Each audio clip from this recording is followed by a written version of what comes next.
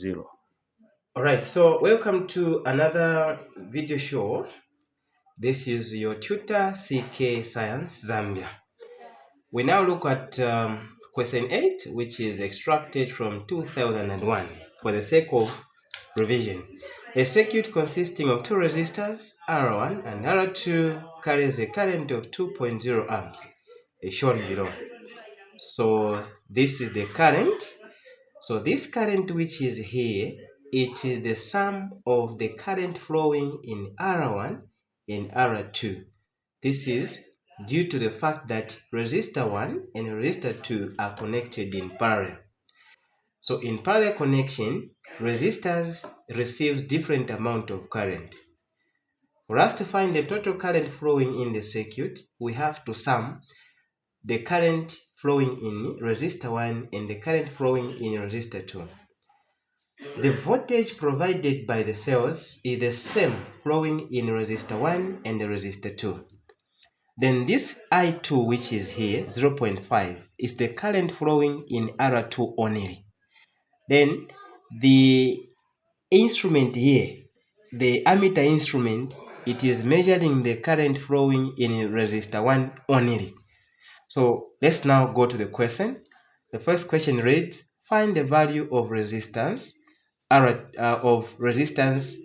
R2.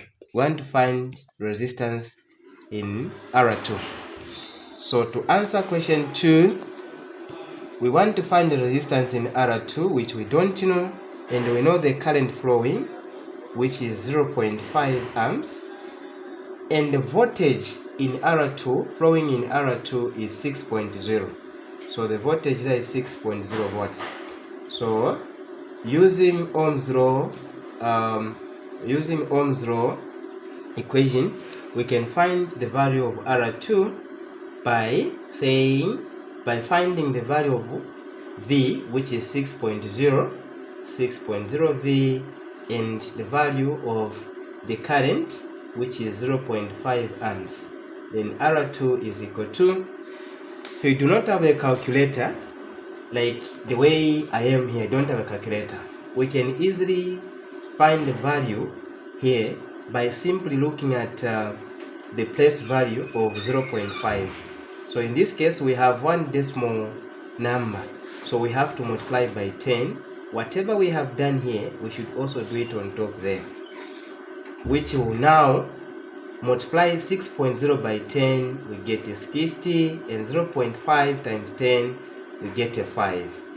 And now when you divide 5 into 60, we will probably get 12 ohms, and that is the answer.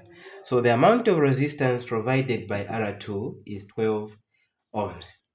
We now go to question B, which reads, what is the reading of the ammeter? We want to find the reading, meaning that we know the function of the ammeter. It is used to measure the current flowing. So in this case, this ammeter is measuring the current flowing in R1. Okay, and we want now to find the reading, which is the current flowing in R1.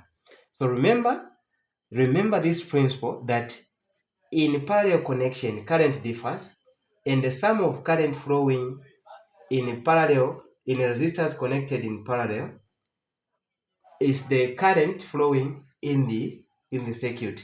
So in this case, we know the total current flowing in R1 and R2. So the total current, which is equal to R1 plus R2, okay, and the total current is 0.2 amps. What is the value of R1? This is what we want to find. Sorry, this is current, not resistance, please. Okay, what is the value of R1 of I1? This is what we want to find, plus the value of I2. The value of I2 is 0.5. So we put 0.5 amps here. So we have to take this, we do the like terms together. We have to take this value here on the other side. So we have current 1 is equal to 2.0 amps minus, when you cross an equal sign, the positive changes to a negative, 0.5 amps, and our current flowing is 1.5 amps. I repeat, current flowing in parallel differs. Therefore, the sum total of current flowing in R1 and R2 is the sum total of current flowing in the circuit. And this is the expression that I've given here. Total current is equal to current flowing in resistor 1 plus current flowing in resistor 2. And the total current, which is 2.0 amps, and the current flowing in 1 is the one that we want to find, is the reading of the ammeter in this case. And we know the current flowing in R2, which is I2, is 0.5. Therefore, you do the right terms together and our final answer is 1.5. We now go to question C, which says calculate the amount of charge. We want to find the charge through resistor R1 after 10 seconds, and we know the time, which is 10 seconds. And we know that we are finding the charge flowing in R1, in resistor 1 here.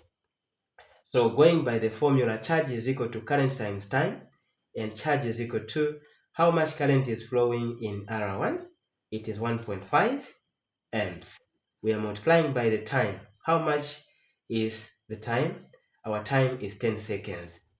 So our charge is equal to, when you multiply 1.5 times 10, what you simply do here is 1.5, you consider the number of zeros, meaning that we have 1 0 here. We'll move one step and we are getting 15.0 coulombs. And that's the answer for question C. Answering the last question, question D, calculate the amount of energy dissipated by resistor R1 after 10 seconds. So we want to find the energy. So energy is found by multiplying power and time. And energy is equal to, for us to find the power, we have to multiply voltage by current. So where there is P, we are going to replace it with the VI. So we have VI time, VI, which is voltage times current, times the time, which is already put there. So our energy is equal to, what is our voltage? It is the same, which is 6.0. We are multiplying by the current. Remember that now we are finding the current flowing in, the energy flowing in resistor 1. So we have to pick the current which is flowing in resistor 1 only. And that current is 1.5 amps. So we have 1.5. We will now multiply it by the time. Time given, 10 seconds, multiplied by 10. So our energy is equal to 6. When we multiply 1.5 by 10, we are getting 15. And when you multiply 15 by 6, we are getting 90 joules. And this marks the end of our presentation for today. Remember, this is your tutor, CK Zambia Science. Enjoy your day.